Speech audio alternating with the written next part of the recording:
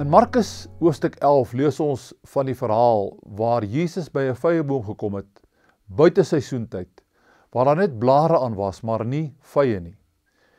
En Jesus het van die boom vye verwag en toe daar nie vye aan was nie, het Jesus die boom vervloek. En dan sê Markus 11 vers 13, dit was nie vye tyd nie. Dis die interessante hier dat Jesus van daardie vyeboom vye verwag het, buite seisoentyd.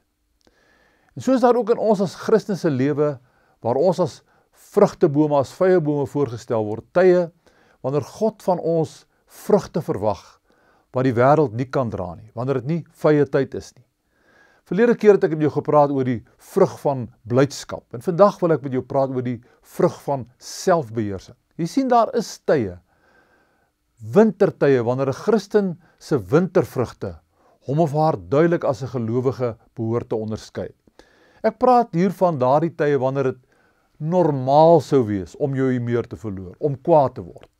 Wanneer niemand jou kwaadlik sou kon neem as jy soos enige normale mens in woede uitbars nie. Wanneer mense so maklik wegkruip agter die uitdrukking, ek is ook maar net 'n mens, of ek is ook maar net vlees en bloed.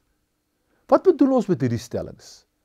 Is ons regtig maar net vlees en bloed? Bedoel ons dat ons maar net gemeet moet word aan die standaard van die gemiddelde sondige mens? God meet ons nie aan daardie standaarde nie. Die mens wat ons moet navolg, aan wie se beeld ons gelyk moet word, is nie die dekadente sondige mens nie, maar die mens Jesus Christus, ons voorbeeld en leidsman. Ons is mos nie maar net vlees en bloed nie, ons is beelddraers van God. Ons is deur sy gees nuut gemaak.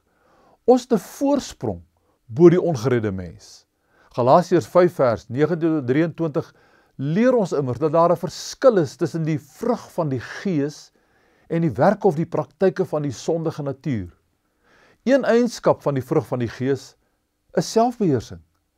Daar in 2 Timoteus 1 vers 7 sê Paulus, die gees wat God ons gegee het, maak ons immers nie lafhartig nie, maar vul ons met krag en liefde en selfbeheersing. Die Here het sy reën, sy gees in ons lewe uitgestort. Hy kan sekerlik, soos van daardie vyeboom langs die pad tussen Betanië en Jerusalem, wintervye van ons verwag, en hy is nie onredelik nie. Dis immers juis dan dat ons getuienis sal saak maak. Juis deur ons wintervye sal ander mense besef dat Christene iets het wat hulle nie het nie. Wil jy saam met my bid en die Here vra om ons hierin te help? Here, dankie dat U met my praat en dat U deur my werk. Laat die wintervrug van selfbeheersing sterker in my lewe geopenbaar word. Ek bid dit in Jesus se naam. Amen.